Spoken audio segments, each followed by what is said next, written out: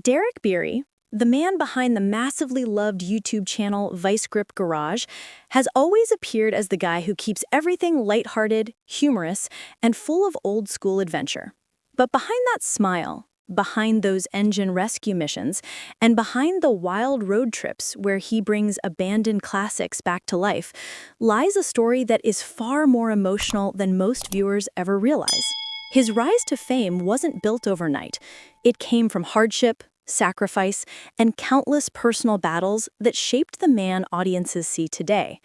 To understand the tragedy behind Derek Bieri's journey, we must go back to the very beginning, to a childhood that laid the foundation for a lifetime of grit. Derek grew up in rural North Dakota, surrounded by old machines, forgotten barns, and the kind of mechanical lifestyle that forces you to learn by doing. His family didn't have much money, and the weather was brutal, but the farm life taught him patience, resourcefulness, and survival. He was the kid who opened up mechanical toys just to see how they worked, the kid who preferred busted engines over video games, and the kid who learned the value of working hard even when no one was watching. But alongside all this, he also learned early on that life can be incredibly unfair.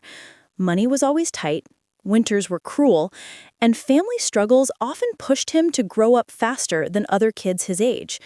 Those scars stayed with him. Years later, when Derek joined the military, many people didn't understand why, but those who know him well say he needed structure, discipline, and a sense of belonging that life had rarely given him. The military shaped him into someone who could push through pain, uncertainty, and emotional turmoil. But it also created new wounds, long deployments, stress, and the constant responsibility of being far from home took a toll on him mentally. After serving, Derek tried working regular jobs, but nothing felt right. He was not built for an office. He was not built for a quiet, predictable life. He needed something that made him feel alive, something that reminded him of the kid he used to be, the one who felt happiest under the hood of an old machine. That spark eventually led him to create Vice Grip Garage. Vice Grip Garage wasn't supposed to be a big channel. It started as a hobby, a way for Derek to escape stress and share his love for forgotten cars. But his raw personality, his humor, and his ability to revive cars most people would consider scrap quickly caught on.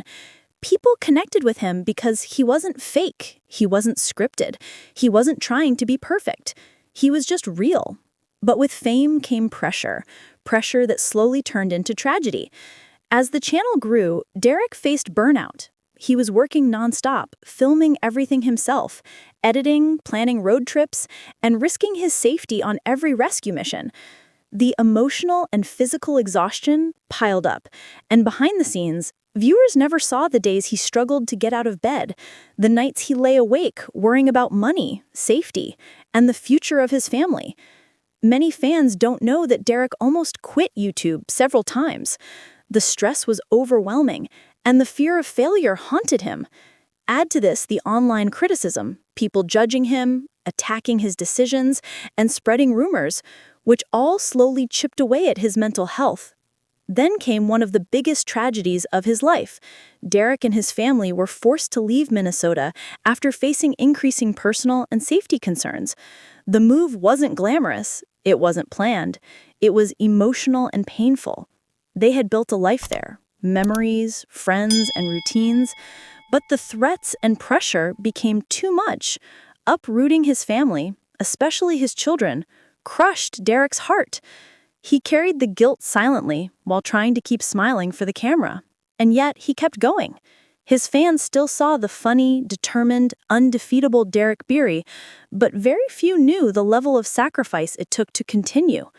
Today, Derek stands as a man who appears strong, joyful, and passionate, but beneath that strength lies exhaustion, trauma, and emotional battles that many will never fully understand.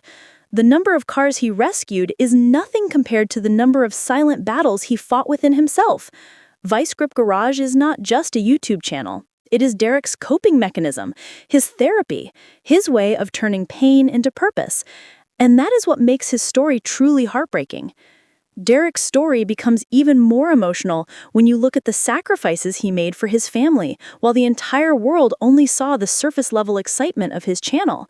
Behind the scenes, he was constantly juggling financial stress, long filming hours, and the pressure of keeping his audience entertained, all while trying to be a good husband and father.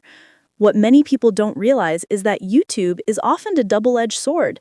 It gives you fame and opportunity, but it also exposes your life to millions of people who... He would often talk about the guilt he felt, knowing that while he was rescuing old cars, he was also losing precious time with the people he loved most. That guilt builds silently, day after day, and becomes a heavy burden to carry. Many fans admire his determination, but few understand the emotional price behind that commitment. The tragedy here is not dramatic or loud. It's slow, quiet, and internal. It's the pain of being torn between providing for your family and actually being present with them. Financial pressure has also played a major role in Derek's emotional journey. Many viewers assume that YouTube automatically brings massive income and comfort, but the reality is far different. Running ViceGrip Garage requires travel expenses, parts, tools, equipment, storage, fuel, editing costs, insurance, repairs, and constant reinvestment. There were times when the expenses of the channel outweighed the revenue it generated. Derek has mentioned moments when he questioned whether the money he spent saving forgotten cars would ever come back. That uncertainty created stress that he rarely talked about. He didn't want his audience to feel the burden or see the fear behind the scenes.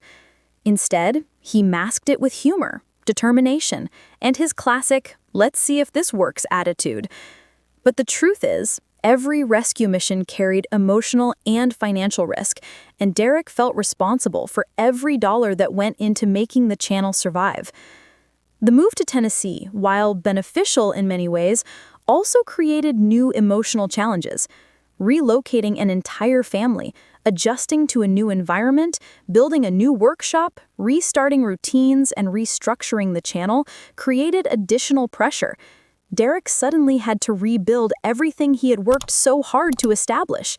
The uncertainty, the stress of change, and the feeling of starting over again triggered emotional exhaustion that he never publicly admitted. He has always been the type of person who puts on a brave face, but inside, he struggled with doubts. Did he make the right decision? Would the channel continue to grow? Would his family be truly safe here? These questions follow